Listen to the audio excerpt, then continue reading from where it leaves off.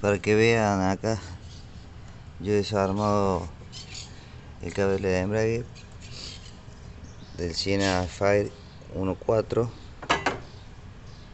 Ahí le saqué el cable porque tengo un crujido en la pedalera. Aparentemente decían que era el cable y no, yo el cable lo tiro. Lo voy a poner nuevo porque lo compré, lo tiro y no hace ruido.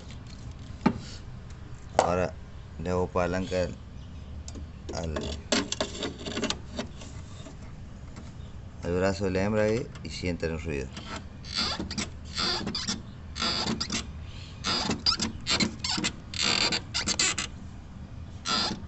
No sé si lo alcanzan a sentir.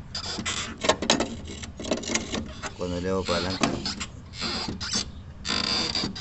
ese crujido lo siento ya en la pedalera. Aparentemente son los bujes de acá de la horquilla. Vamos a ver si lo lubricamos y cambia.